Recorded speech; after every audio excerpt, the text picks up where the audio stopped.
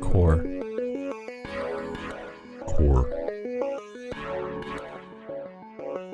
You are listening to Core, a show on Code Zero Radio that plays bands located in the Fox Cities, a show to find and discover new music.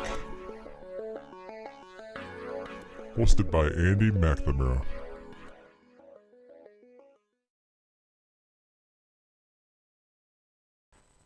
Today's going to be a little different. We've got a couple people here. I want to bring in my co-host for today, Tony, from the band Horace Green. How you doing, Tony? Good. How are you?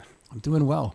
I want to thank you for coming over today and doing this. Mm-hmm. So Horace Green was on earlier in the year, and during the course of our conversation, you let me know that our next guest was sort of an inspiration, or you admired them. So I thought it'd be good to bring. Yeah. Of course. Be good to bring you in as kind of like a color commentator, like a cleanup batter, if you will. Sure. So my next guest has been involved in the Fox Cities music scene for quite some time. He sings and he plays guitar in Redhawks. It's a gentle psych hard rock band. I'd like to welcome Freddie Haas to Fox Cities Core. Freddie, how you doing today?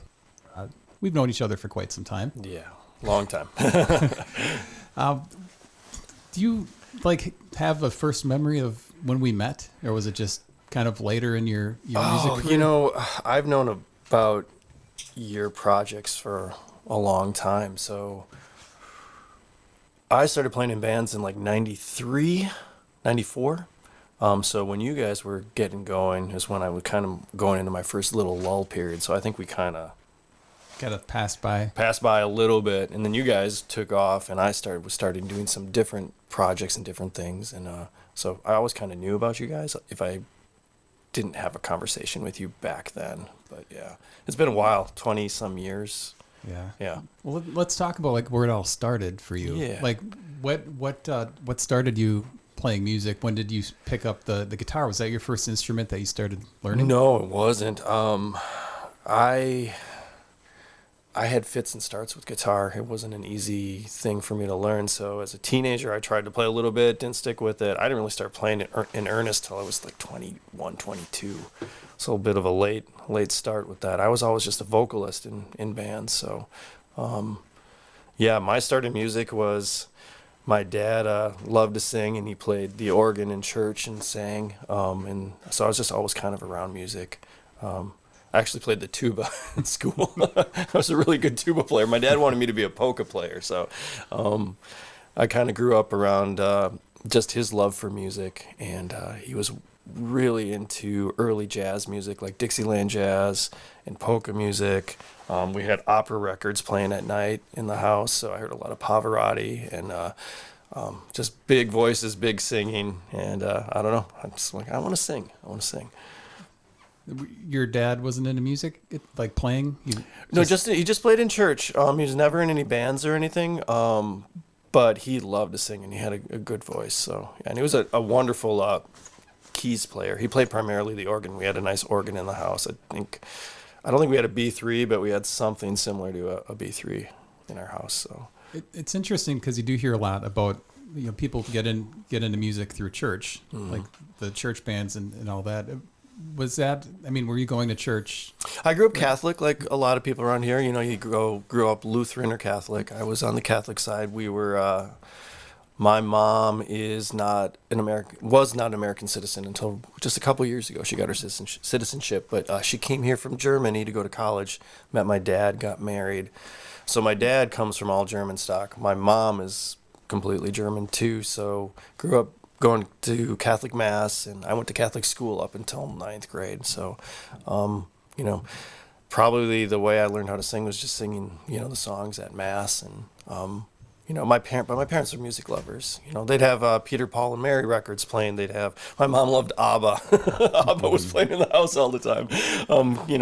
Our age, I'm a little bit older than you, but, my earliest memories of music are the late 70s, early 80s. So, the Beatles were still on the radio a ton at that point. Dylan. We had one of my favorite records my parents would play is Cat Stevens' Teaser and the Firecat. I love that record. Motown Christmas. double album. So we still listen to that thing. It's awesome. Stevie Wonder, his version of Ave Maria. Like, I'll play it during the Christmas season, and people are like, I don't want to hear that. I'm like, what are you talking about? It's beautiful. Yeah, so music, there's always music in my house. And then through skateboarding, when I got into skateboarding, I probably started skating around 1985 or so. But it didn't really hit until middle school, because everybody was skating in middle school. And so through watching skate videos, there's all these great punk bands in the skate videos, and the old Paulo Peralta videos, Santa Cruz videos, Streets on Fire. So through that, I got into punk rock. And then some of my band friends in high school, Dan Cashman and Dave, I can't remember Dave's last name, which is funny because I was actually probably a little closer to Dave. His parents would give me rides all the time to band concerts, because my mom was working a lot back then, and we started a little project which eventually turned into the first band I was in, called Lugnut. And I was just singing at that point. I did have a guitar, and I vaguely remember trying to jam with those guys, but when you can only play like 2 chords, it doesn't go very far. I mean, there are great punk rock guitar players who can only play 2 or 3 chords, and they make it work, but I was horrible. Yeah, because the skate scene, that was more of, like, I'm guessing like Minor Threat, or, there's like a music that's typically associated with the skating scene. Yeah, so a lot of hardcore, and then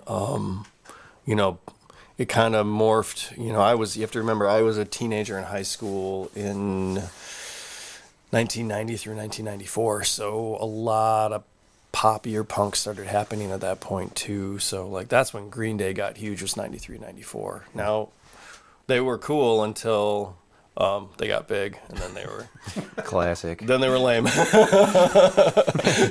Which, to be fair, like, I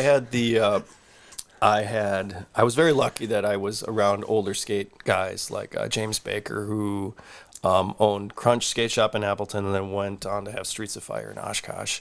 And so I got educated pretty early by him about what I should listen to and what I shouldn't listen to. Some tough love.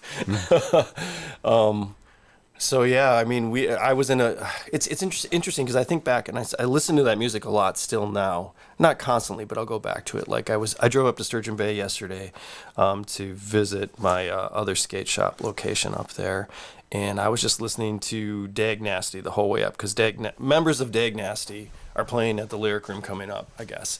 Not my favorite members, the second wave. I'm a huge Dave Smalley fan and Brian Baker fan. Obviously, Brian Baker was in Minor Threat and then Dag Nasty, and now he's in Bad Religion, which I don't understand stadium punk rock at all, but that's rad that they can do that.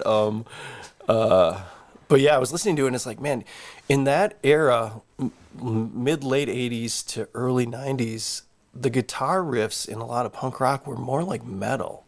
They weren't like what they became, this pop punk 3-chord kind of thing. It was a lot of like just virtuoso guitar solos and like more metal and stuff. And it's like, it's just interesting to think back how music has evolved like that. I kind of like that zone more, and that's the punk band I was in high school. We thought we were pop punk, I guess, because of the era. That's what was being talked about. But listening back to our recordings from back then, like, the guitar players in my band were playing more metal-ish stuff, more metal-ish riffs, and then you sing a poppy punk vocal over it. But yeah, that was my first foray into music, and kind of in that zone, in that era, it was okay to just have a vocalist and everybody else played their instruments, right? But it became trios or 4-pieces became more popular, and you didn't see guys just singing anymore. So it's like, oh crap, if I want to keep doing this, I need to play something too. So then I started picking up the guitar, and like I said, it was a bunch of fits and starts. And I know a lot about music. I don't like using any of the theory that I've learned of it. In fact, I've forgotten most of it. Did you take lessons? I took lessons at different times, but again, I wouldn't stick with them. I would never like take lessons for years. I'd take like 3 or 4 and be like, okay, that's good.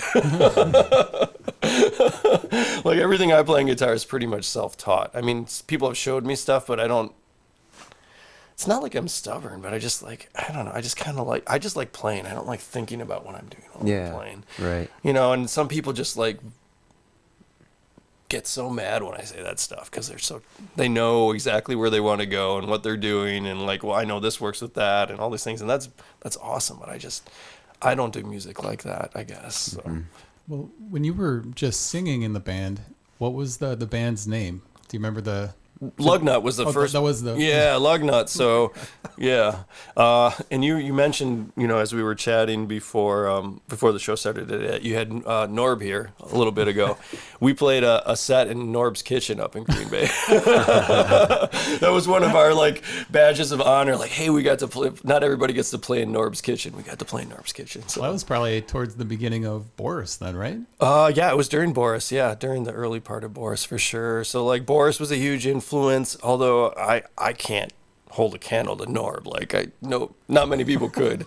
So I wasn't trying to emulate him, but it was like just his bravado and just like he lives it, you know, that's him, you know. And it's like, well, I feel passionate about this stuff too. Like I guess this is who I'm going to be. And now here I am, 46 years old, doing the same stuff, which I have no problem with. But yeah, it's crazy to think back about that. Yeah. So why did Lugnut kind of burn out? You know, normal band stuff. Like, I mean, to be fair, it's hard to get along with people for a long time. I was probably as much the issue as the other guys too, and I love all those guys now. Like, we're friends and stuff. And just high school drama, you know, not knowing how to handle like, well, this person said this, so I don't want my band to fall apart. I'm going to talk to this other person to see like if they're going to drop out, maybe this person can fill in. And they heard that I mentioned that to that person, and they're like, how dare you? This is my band. And I'm like, I thought you were going to quit. So so, you know, you get in a heated argument, and I just quit because I couldn't handle it. I left crying, and it was pretty devastating for me. But, you know, I'm going to lay my cards on the table. I'm a pretty sensitive guy. I mean, in some ways that's good. In other ways it gets me into trouble because, you know, being in bands, people say stuff about you. Being in bands with other band members who they're not as sensitive. They can say something and they don't think it's a big deal. They're just speaking their truth or whatever. It's like I've had to learn. Bands have been wonderful for me to work out that in myself, but it's also, you know, things get gnarly in the practice space sometimes or after a show or whatever. Yeah, that band, Lugnut, the guy who was playing lead guitar, his girlfriend really wanted him to sing. And I didn't know this. It was going on behind the scenes. They were push me out anyway. So it was a good thing I quit. I probably would have gotten kicked out anyway. So, yeah. Well, so then you kind of stopped doing music for a while after that project. Or did you have another thing? I took about a year break. I was trying to write songs, but I wasn't playing guitar, so I was just writing vocal melodies and lyrics. But then some younger guys, younger than me, a couple years younger than me, Tony Conrad, who worked at Borderline Skate Shop, although I can't remember exactly if he was already working there or he worked there afterwards, but he grew up in Freedom, and a bunch of guys, Scott Enders was one of those guys in that band too, Jim Newnaber, I think, if I'm remembering the names right. They were starting up an emo band, like Midwest emo, not like My Chemical Romance or that kind of emo. Pop emo. Yeah, like this was more like coming out of punk. So it was funny because they knew me from Lugnut, and they liked, you know, Lugnut was kind of in its own way a bigger band in the scene for whatever reasons. Just what we did. I don't think we were cool or anything. I don't know. Who knows why bands are some bands are cool and some bands aren't. I don't know. I can't pretend. So what's it like to be just the singer in a band? Yeah, you feel really naked up there. Yeah, you know? I can imagine. Knowing what it's like to have a guitar as kind of a shield in front of you, and then just being up there holding a mic and like, do I dance? Do I jump around? Right. Like, and I would move around a little bit, but I was not the most expressive. Not a Mick Jagger type. No, I was not strutting by any means. Yeah, but so these guys, they asked me to sing with them, and I think they were wanting to do more melodic hardcore, And I was up there like doing my best Minor Threat Ian McKay thing because I was really angry about music and that other band falling apart, and which I just laugh at now because what's the big deal? Just go do something else. If somebody doesn't want you around, just go do something else. But that was really fun. Like, you know, I shaved my head. I was, you know, we'd play a basement show and I'd be hanging from the rafters and screaming in people's faces and writhing around on the floor. So at that point, I got a lot more expressive. Oh yeah, right. Without a guitar. Just throwing the mic at people. Are there any recordings from this time? Any video? Did you guys go in the studio at all? No, we didn't, because it was only like a 9-month thing. And I can't remember why it fell apart. It didn't fall apart on bad terms or anything. But yeah, unfortunately, I would like to hear some of that stuff, because I think those songs were pretty cool. Yeah, so I did that for a bit. That fell apart, and then I probably didn't play music in bands again. I was always playing music at home, trying to write stuff. And at that point, after that band fell apart, I started to try to really learn how to play guitar. And the next project I was in after that was like a full-on Midwest emo band with a good friend of mine, Matt Rajala and Chris Dietz. And actually, Kevin was in the band first. It was just 2 guitars, so Matt Rajala and I. Matt sang lead, I sang harmonies and a little bit of backup. And then Kevin, I can't think of Kevin's one of my best friends from the music scene, especially back then. I can't remember his last name. But anyways, great drummer. He was in Sunday Flood for a while. He's been in tons of stuff. He's a great drummer. I was in that band, and by that time I was full on playing guitar. So Matt had great songs, and he had come back from going to school in Europe. I had just gotten married, and this was 2000. And I'm like, you have good songs. I want to play guitar. I want to play in bands again, so let's do this. And so we did that band for 3 years, called Von Braun, and that was in the kind of the Appleton Neenah music scene, Oshkosh a little bit too. But that was cool. So at that point, by 2000, I was playing guitar all the time. Just no more just singing. Any music I've been in since then, been involved with guitar as well too. So Were you always the front man in these bands? no, so that band, Von Braun, I was just the lead guitar player, although my leads are not extravagant by any means. I kind of come from the Neil Young school of guitar playing, so you know. That's a good school. Yeah, holding single notes for bars on end. We're getting a phone call, you guys. So if you want to throw those headsets on. Sure. All right. You are on with Freddie Haas. What's your question? What's your favorite instrument? What's my favorite instrument? Well, guitar is my favorite instrument. Are you asking what guitar is my favorite guitar? They already dropped. Gotcha. Well, we can talk about guitars. Do I need to keep these on? You can take them off. Okay, cool. That's a great question.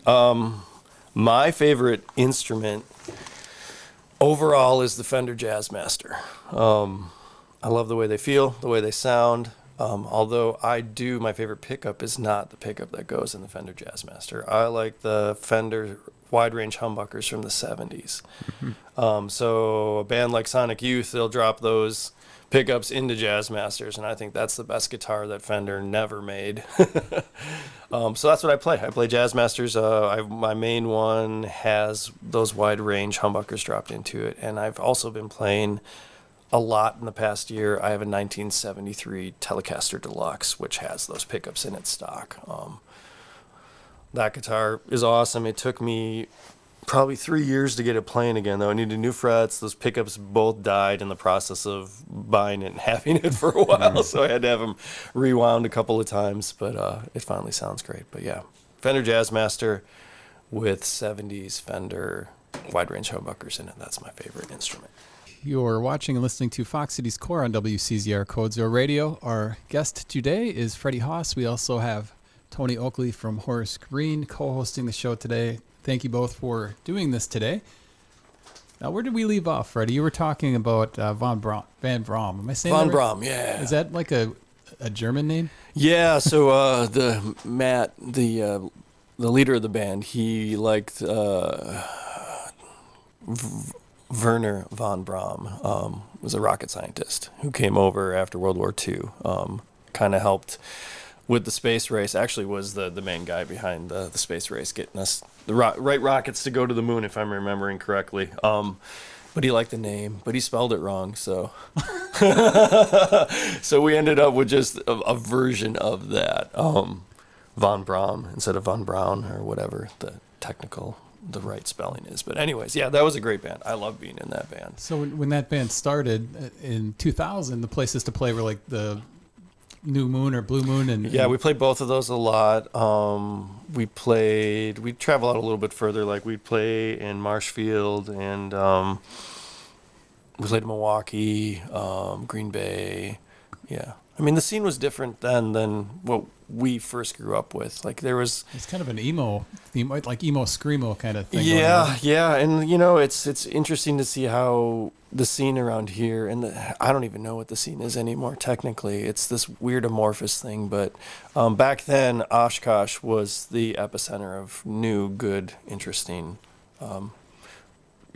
I guess I would say honest music, whereas just guys trying to be creative. And What year are you talking about?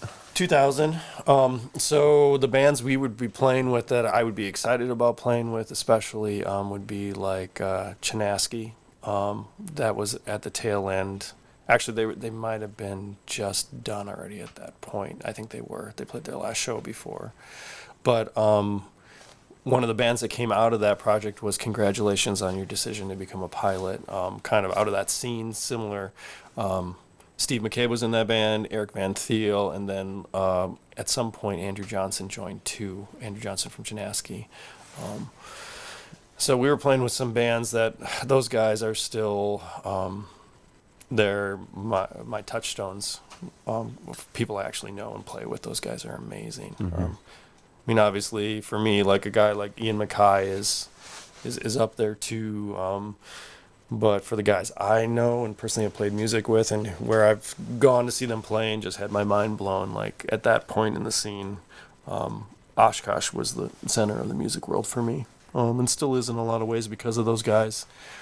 So yeah, we were playing, coffee houses, and there wasn't a ton of places to play back then. You kind of had to travel if you wanted to play a lot. Where'd you play in Marshfield?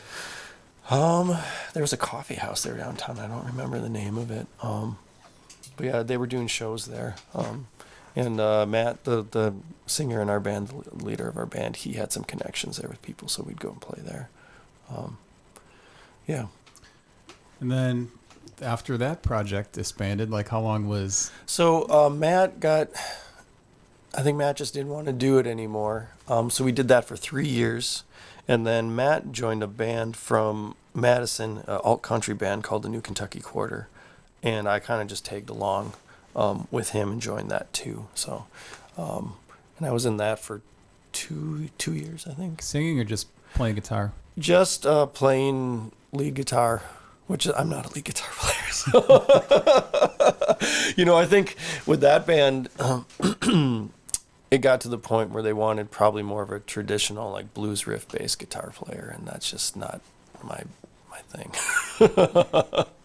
So I ended up leaving that band, and we had a lot of fun in that band for a while, but then it wasn't fun for them to have me in the band anymore. They wanted something different. So I left that band, and then I just started playing solo for a little bit, and then duo. Tate joined me pretty quickly after I left that band. 12-year-old Tate Sampson playing in bars with me. Oh, wow. I was 30 years old playing with a 12-year-old kid in bars. How did you meet Tate? Like, how did you run into him? So his dad, Greg, is probably my closest friend. Like it's a tie between Greg and Tate as being my dad and son, which is Greg is 14 years older than me. Tate is 18 years younger than me. So I'm kind of this weird like brother uncle thing. But yeah, I was going to Greg's church. He started this new church called San Damiano that was less traditional, a little more like trying to figure out how to love people more gracefully and differently than what the church had historically up to that point. And I was into that. I wanted something for my spirituality. I'm a pretty spiritual person. have a, I grew up that way, and it makes sense to me, and it works in my life. And so I met Greg through that, and then his son played guitar. We were at a Christmas party, and Tate was hanging out with the younger kids in the basement, and there was an acoustic guitar down there, and he was just riffing. I'm like, oh, you can play. Like, well, I got some songs. We should jam sometime. And it became apparent to me really quickly that this kid was the best guitar player I had ever seen. Like, I'd play my song, and within like 30 seconds, he already knew the song. He was already laying out beautiful harmonizing lines or leads over it. And it's like, oh my God, like his knowledge of guitar playing is like, I don't understand it. It's otherworldly. He's not thinking about what he's doing. It just happens. So you guys started playing as a duo under not Redhawks. No, I don't even know what we billed this stuff as. There was a young woman who we played with as a trio for a little bit, and that project was called Sparrowhawk. But when Tate and I first started playing, I think it was just billed probably as me, as Freddie Haas, or maybe Freddie Haas and Tate Sampson. But that was pretty short-lived, and then we became Sparrowhawk for a season, maybe a fall or a spring, and then it turned into Redhawks pretty quickly after she moved to New York, I think. And we just kept it going, Tate and I. And then we added Tommy Bishop, who had been in Ivory, and then also Jessica Veruda, who had been in Ivory as well. Is that Tate on the guitar solo on the intro in Reappear? Yeah. I love that. Yeah. It's pretty rare that I solo on any of our songs, though. I mean, when you have a guy like that who just, like, he looks at the guitar and it makes beautiful noise, it's like, why would you want me playing the lead on something? So when Jessica was in the band, she was playing keyboard. She right? was a bass player at first. Oh, okay. So switched could do both? Yeah, she's a wonderful multi-instrumentalist. So she came in as the bass player, but then eventually she's like, well, I want to play guitar and keys. I'm like, okay, well, let's find a bass player, and then we'll shift you over. So Adam came in. Well, actually, it was Connor Lemieux first before Adam. Connor, who from the Midwestern Charm, and various other projects he's been in since then. He does a lot of solo stuff too. So he was a bass player for about a year or so. And then we brought in Adam Bonzak, who is our current bass player. Did you guys did you and Tate as a duo have a lot of material that ended up translating into Redhawks songs? We did, yeah, at first, but we just wrote a bunch of new stuff too. So eventually that old stuff kind of fell away as we were writing with Tommy. Tommy's very involved in the writing process. He has great ideas about trying different things and let's move this part here, or let's shorten that, or do this. So it became apparent pretty quickly that, like, we should just write stuff with Tommy, write new stuff. How many, not to get too ahead here, but how many songs would you kind of guesstimate you and Tate have written together? Even songs that aren't like in the catalog. I mean, if you're considering things that might not have gotten recorded, but we've played at length, whether a couple practices or over a season or two, like I would say maybe 80 songs, yeah. And some of them stick, and others, I'm sure you guys know, like, it seems cool for a while, you're playing it, and then and something else. What happens with me is, like, I'll be working on something, and Tate and I will be working on something, and then you're chopping away at it, you're trying to make it fit, work, and then this new idea that doesn't relate to the song at all comes in, and then suddenly you have, like, a whole song that came out of nowhere, and then you focus on that, and that other thing you were working on just kind of falls away. Yeah, kind of like the new exciting thing is exciting there too. Yeah, or just this works, so this thing doesn't quite, it's kind of wonky, not exactly what I want, but this new thing slides in, and it works. So it's like, well, drop that and focus on this new thing. This is a good part in the show to do band reaction, and this is where we play a previous guest question and get your reaction. So if you want to throw the headset on there. Band reaction. Band reaction. My question is as follows. What are the advantages and disadvantages of having a band name that is pluralized with an S as opposed to a single word band name such as The Clash, The Jam, The Damned, etc.? That's it, man. That's my question. So, obviously, that was Reverend Norb. Yes. Yeah. For me personally, it's just a preference thing. I don't like the in front of a band name.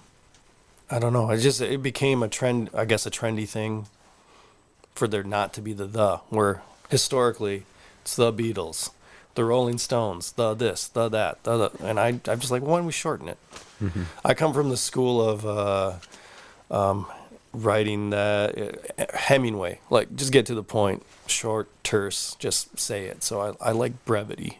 And you'll notice that if you examine my lyrics a lot too, like there's not a lot. I'm not a storyteller I am telling a story, but you can't tell exactly what I'm talking about unless you listen to it a while. And I'll cut words out. It won't be grammatically correct. It's just like more like the Dylan school of songwriting. Like it sounds good. I don't know what it means, but it sounds good.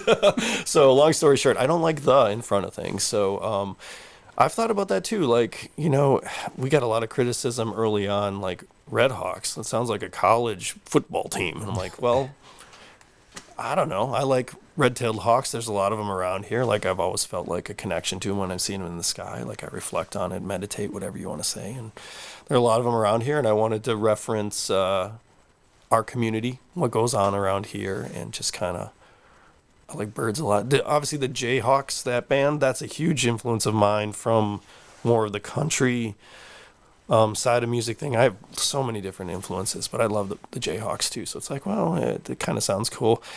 My brother-in-law used to think, though, that it was Fred Hawks, the Fred Hawks. He swore that that's what the band name was. And Tate and I laughed about this afterwards. It's like, well, if you think about my name, so if you shorten it, I prefer Freddie, but people used to call me Fred all the time, and I wouldn't correct them because I was just too shy. I prefer Freddie. But Fred Haas is really similar to Red Hawks. I did not do that intentionally, but maybe subconsciously I did. I don't know. The Fred Hawks are going to be your cover band in the way future. Yeah, so, I don't like the in front of it. Yeah. I don't know, just a preference thing. Well, so when the Redhawks kind of started... Redhawks, not the... When Redhawks... It is really hard, isn't it? I know, it is, right? So when Redhawks started, you guys were writing songs. You and Tate already had stuff. You brought in the extra members. You recorded an album that I can't find anywhere anymore. It looks like it's not on Spotify or... Is that... Well, we recorded it. First thing we recorded, this is a funny story, an EP with Tony Battaglia. He was a producer who used to come into the downtown Starbucks when I was working there. He worked with Paramore. He produced some Paramore stuff. He produced some Run DMC records in the 80s. He worked with Keith Richards.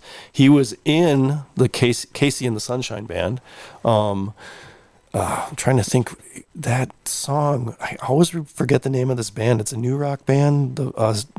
Staring Down the Barrel of a 45 or whatever, that huge like new rock song. Shinedown. He produced and wrote those early Shinedown songs and records too. So anyways, he had a home studio out in Wild Rose, and through just talking to him, he agreed to produce and record our EP, our first EP. So that was just crazy because that guy is intense. I mean, he's kind of, I would say he's from that old school mold of record producer, engineer, where it's like not quite Phil Spector, but like I wouldn't have been surprised to see him have a handgun on the recording console. And, just working with him, he's such an amazing musician from the standpoint of knowing how to craft, again, knowing how you play music a certain way to get a certain result. Like, whereas I just play what feels good and, oh, that sounds cool, I'll do that. And working with him, like, just getting berated for like the way I played and the way I sang. It was like, oh boy, this is not the school of music that I gravitate towards or that I came up in. So we ended up with an EP that sounds cool, but it's super like glossy and shiny and not punk rock at all. It was a cool learning experience, but I think all of us in the band at that point, we still laugh about it. Like, yeah, we really did that. That was intense. Like, That was with Redhawks? yeah, that was the first thing we recorded and put out there. And Tony was really cool to work with us. So, I mean, he's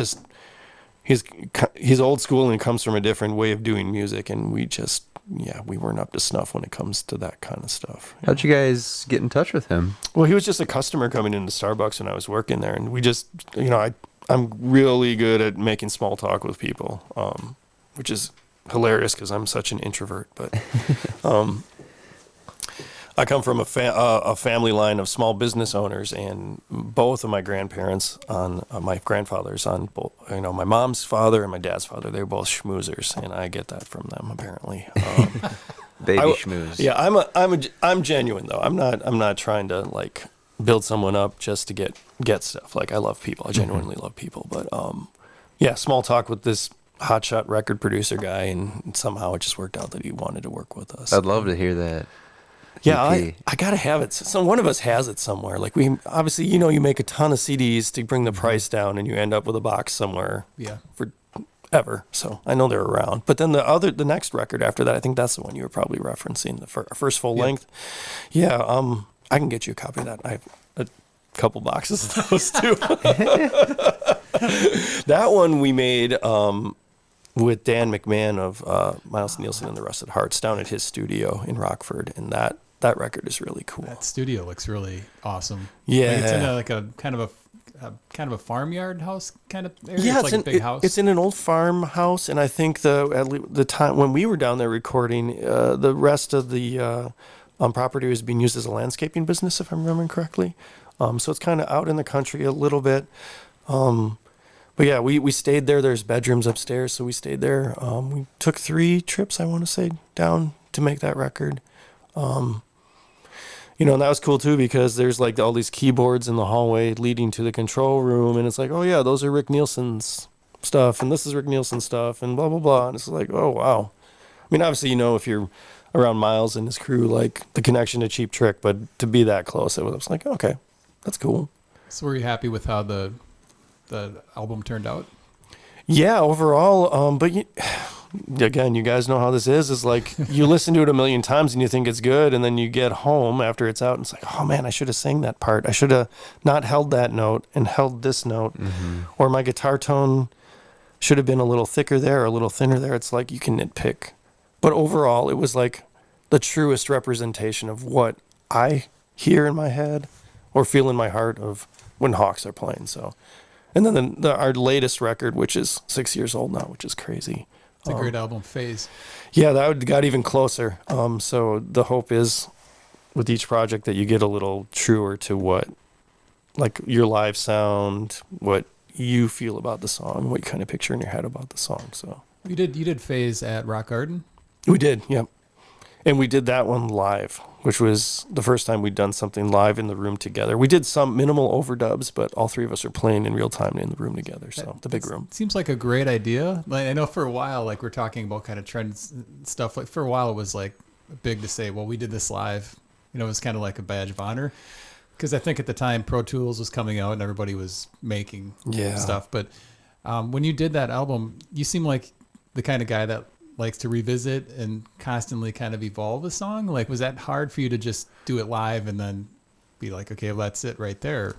All of a sudden, like a week later, you hear something and you're like, ah. Yeah, I mean, that is one of the drawbacks, right? But again, based on my limitations as a guitar player, I play better when I'm actually really playing with people. I'm horrible at playing to something in the headphones. I'm either ahead or behind in not good ways. Like, there's a good way to kind of back phrase or get ahead. Like, I'm just all over the place when I'm playing to headphones. So it was more practical that way.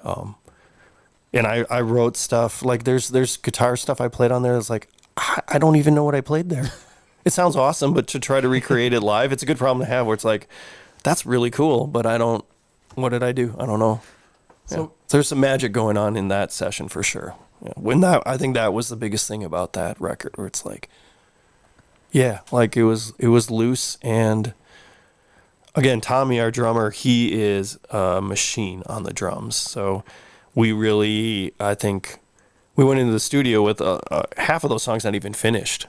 We're like, we're just going to do this right now and see what happens. And I think that was a challenge for him, but he's such a sweetheart. He just he went along with us, and we made it work. And it was I really can hear the liveness in that album now. I didn't know it was live recorded. Yeah. I mean, we did some overdubs on guitar and excuse me, but it was really minimal. So it's like, that's what I'd like to do again, but I don't know that going into to the studio with Steve. Every project's different. I don't know what we're gonna do. So, well, it's a question for Tony. So a couple of questions. When did you first hear Redhawks? And second question, you're from the era where studios are kind of in your house. So Yeah. like, I mean, when you're looking at a project and listening to like Phase or something, do you kind of get the itch to try the studio thing, or you at a place like Rock Garden, or are you just going to keep doing the home recording? I mean, it's always cool. Every studio has its own sound, so I think it's always a good idea to keep doing different studios. We did our last one at Honeytone Studio, so I think this one we're kind of half in between. Our next one is because we built this studio, so we have a studio space ish, but it's kind of like we're doing it ourselves. So I don't know if that makes any sense, but I personally, I don't know. I think you get a different sound depending on the room. I think the room has a lot to do with it, especially with recording drums. yeah, the drums, like at Rock Garden, you can tell, like, if you listen to a couple things that are made there, like, that drum sound. Like, Yeah. it has a very distinct It's like drum sound. a big room. Yeah, He's yeah. got the best snare drum I've ever heard too. Yeah, well, man, there was just some really cool sounds there that we weren't expecting. So yeah, but to your point, like, I think the goal would be to get to the point where you can pinpoint, well, I want this sound, and I know I can get it at this place. So we'll go do this part of the album there, or the whole thing maybe. It's cool to just go into a new environment and see what happens too. Yeah, I'm so affected by the environment I'm in. It's just, like I said, I'll play something differently or come up with something on the fly, and I don't know. I talk about this a lot, and certain people get really mad at me about it, and it's like, some people come from the school of music, seemingly, that it's how much work you put into it, your knowledge, and you control what you're doing. I don't feel like I can control anything. I just let things come in. Like, when I'm writing a song, I just sit down and play. And then suddenly there's parts of a song, and oftentimes there's a whole song that kind of just comes in. It's like, well, I didn't craft that. That kind of is flowing through me from somewhere else. And I don't know how that works, but I can feel it. I can feel that something's going on there. I agree. Yeah, I know what you're talking But about. I've gotten screamed at, and I've seen other people just like, no, that's BS. Like, yeah, sorry, I caught it. You need to use your knowledge, and you control it, and I'm like, no, I'm not doing anything. I'm just I'm the conduit. Like, Yeah, I feel like that's how it really is. I would have trouble understanding how you do it any other way. yeah, I mean, you can practice to get your dexterity up so that you can try to translate whatever you're feeling. But like, I'm not creating anything. It's just, it's coming. It's hanging in the ether somewhere, and I'm just. Sometimes it comes, and other times you go like months with nothing, and yeah. That seems to be what the best songwriters say, is it just comes out of nowhere. You're just the lightning rod. Well, I don't know if I'm one of the best songwriters, but that's the only way to make sense to me. I don't know. Yeah. We got a question from Dan Dickey. He asks, what song have you written that has become more true over the years? Oh, man. I think for me, the newest ones are always the most true, because, I mean, hopefully I'm growing, and for me, like, my music for me is, I don't like performing songs or getting up on stage for attention. I'm an introvert. I hate it. I hate that part of it. But I love sharing because I'm such a fan of other people's music. It's like, oh, that's so cool. That makes me feel this way, or makes me want to yell or scream or skate harder or do this or that. And I want to be part of that community. So here, this is what I'm doing. So I can participate with what you guys are doing because I want to hang with other musicians that inspire me and good music. And so for me, music is that, but it's also like therapy. Like I'm working out my emotions and my feelings. And again, the listener might not know that because my lyrics aren't so straightforward. I'm not telling a straightforward story or narrative. But so my songs are always like, where am I at emotionally right now? What am I like? Tate and I talk about this a lot. All the songs where I write the vocals and the lyrics, it kind of starts out about a character or a person I know specifically and focusing on something they were doing, reflecting on that. But then it flips and then it's about how I'm reacting to it or what is this thing in me that causes me to react to a person that way or whatever. So, yeah, I don't know. My mom is a master's level psychologist, so I think that's my psychology. My therapy is my songwriting. Like, again, it's probably a lot of this like coming from somewhere else. Like, hey, Freddie, like you should work on this thing in you because you should be happier. You should be healthier. Kind of talking it out through the song. Yeah, I sing it out. Yeah. This one is from Dan. Freddie, if you could assemble a super group of dudes from the Valley to do a Discord Records tribute, who do you pick and what would they be playing in that? Discord Records. Wow. First of all, I know you would pick me and Tony, but let's get rid of it. We'll take those Yeah, options so we'll off just the we'll table. just sideline that for now. Background Obviously, dancers. Discord Records. Oh man, that's my zone. Like that's wow. I would have a hard time putting myself in there because that catalog is just so. That's like the grail right there for me. But I would say easily Andrew Johnson, Steve McCabe, Eric Van Thiel, Tate, definitely Tate Sampson in there. Chad Lorgy on drums, Todd Lemish, who was in Chinaski. Man, it's tough because there's so many great players. Like John Schneider from Vesicular Basalt, he would be amazing in there. Brian Crane from Vesic, Rick Timmers from Vesic. Man, probably Eric Krieger should go in there too. Like, man, I don't know. Be a big super group. Yeah, it'd be huge. But you could have different pairings on different songs. And it's tough too because you don't want to slight anybody, but I'm thinking of guys who feel that way about music, and that's, they've played that kind of music, or, there's so many great musicians, but I personally wouldn't want to put someone who doesn't identify with that music into that super group. But yeah, sorry if I have slighted anybody in my comments about who should be in that group, but that's what comes to mind. Yeah, I'm sorry, Kevin DeMars, my buddy who was the drummer in Von Braun, who I couldn't remember his name before. Kevin would be amazing in that group too. Amazing drummer, and he loves that music too. So We have another question. Todd Belke. Todd. Yeah.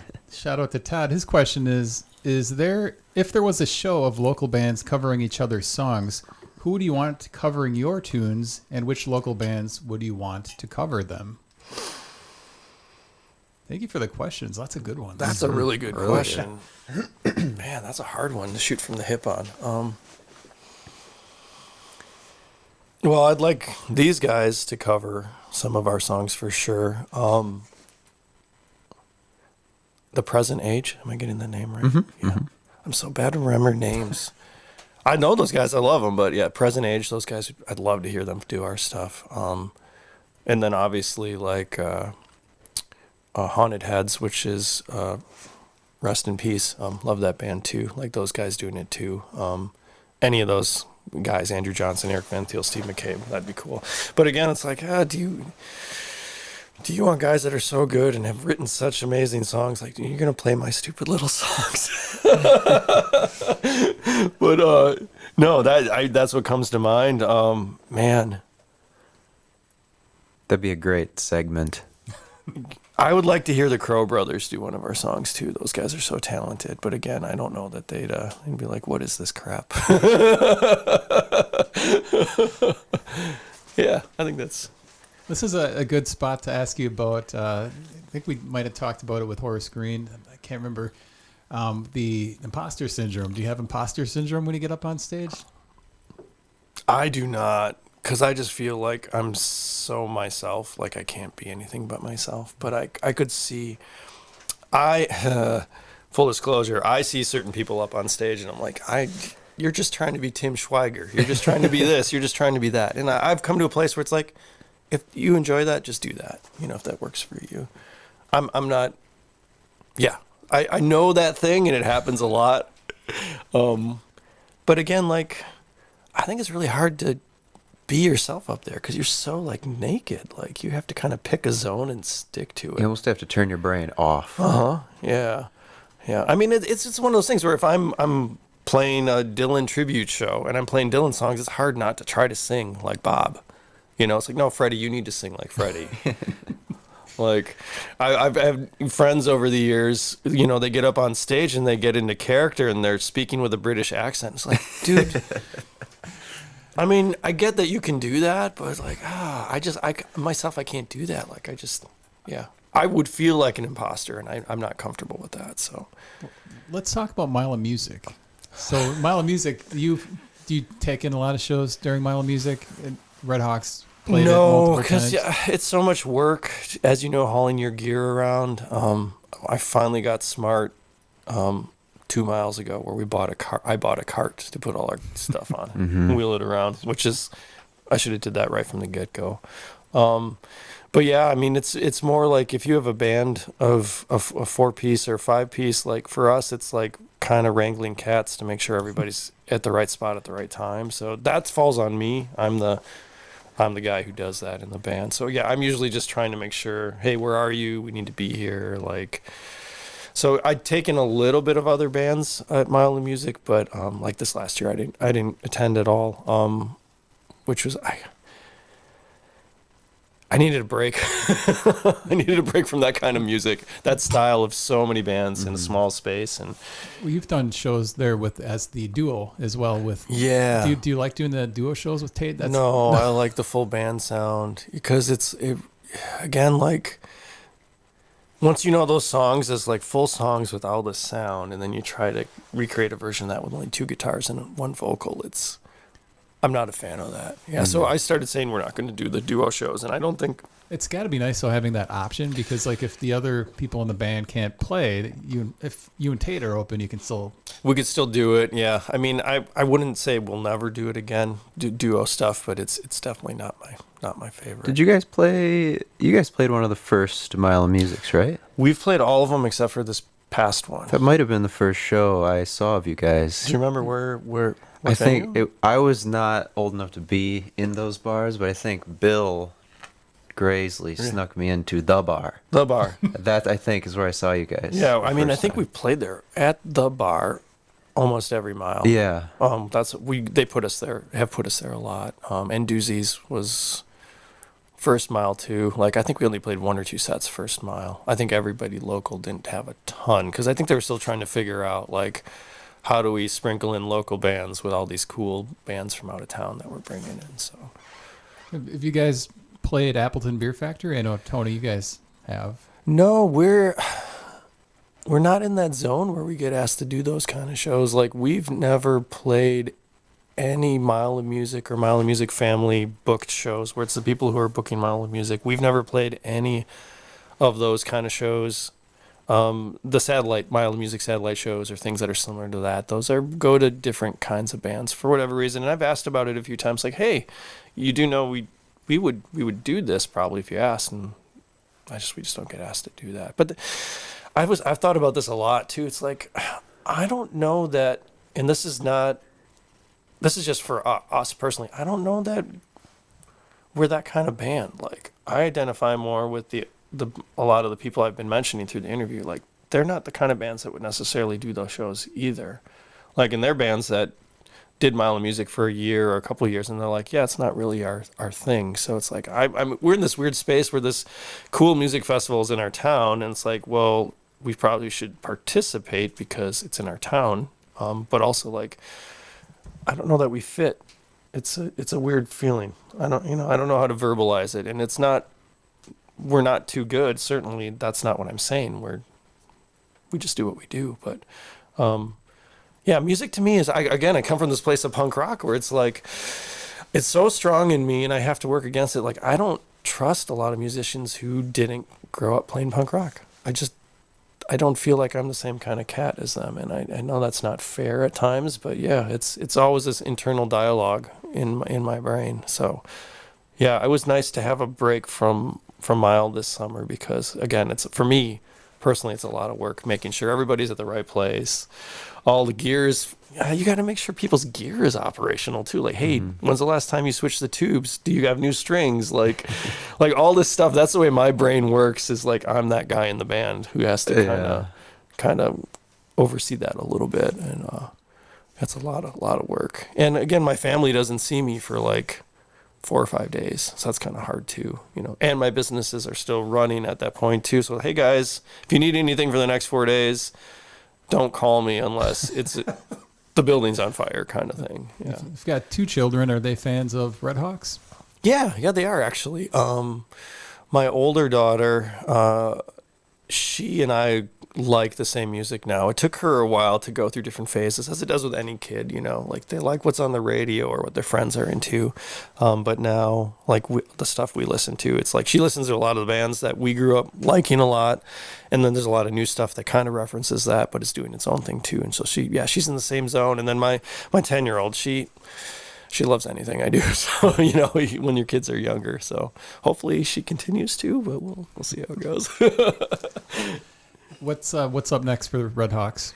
Like I was mentioning earlier, we have a new album ready to go in and be recorded. We're just trying to figure that out. We've had a lot of things in our schedule come up where it's like, yeah, we need to wait another couple weeks because you've got this going on or I've got this going on, or whatever. So the plan is to be going into the studio in the next month or so here. And we just have to coordinate that with Steve McCabe. So can we expect some tuba on this one? I've wanted to have a tuba in our recordings in the past, although this new batch of songs is not folky really. It's kind of getting more back to like, okay, we're still going to sound like Hawks because I sound like what I sound like, but it's going to reference more of this emotional hardcore Midwestern emo. Like it's going to sound more like my earlier influences, bands like Ian MacKay's project After Minor Threat. Embrace is the name of it. I love that. A little bit of Dag Nasty, although the guitars are not going to be as searingly fast. Like Brian Baker is an amazing guitar player. Tate could do that, but I couldn't play the other parts that go along with that. A lot of chugging, a lot of fast chugging and going all over the place. So more of that, DC post-hardcore stuff, and then Midwestern emo, and then a little bit of, other indie rock sounds in there. So it's not going to be so folky or... You guys played some of the new stuff at the Oshkosh what did Street Music Fest, right? Did you hear some of that? Yeah. What's your take on it? Because I know what I want it to sound like, when I kind of feel like it sounds like. What do you think? I thought it sounded like... There's a little bit of Redhawks. Radiohead in there too, I guess. I felt maybe it was a little more like open-ended, maybe a little more experimental. Yeah. A little, maybe a little grungier. Yeah, so that's that kind of like that sound, like a little bit of another big influence of mine would be like Sunny Day Real Estate.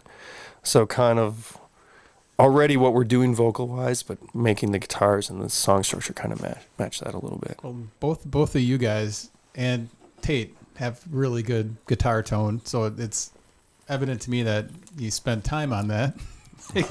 Are you a pedal guy, constantly tinkering with pedals?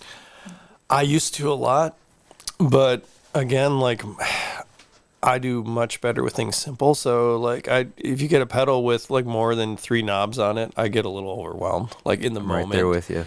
3 knobs, that's a lot of knobs. I know, I agree. Like 2 or 1 is perfect for me. So I've found the more I've tried stuff, the more pedals I bought, the less I use these things. So I'm down to minimal pedals, but yes, I like that.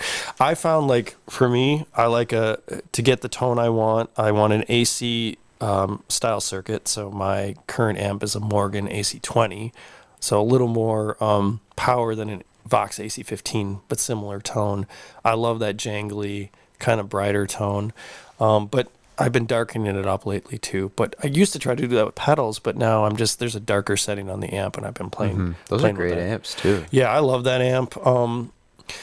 So yes, I've had a lot of pedals, but again, when I'm playing mostly rhythm guitar, I'm not using like a delay pedal with 8 knobs on it. Like, that's more the lead guitar player's zone. You so. probably think how I think when I'm playing a show where it's like, I don't want anything else in the way of the music. Yeah, and I can't be up there dancing while I'm singing, tapping with my foot jumping all over the place. Like, it's not a good thing. Yeah.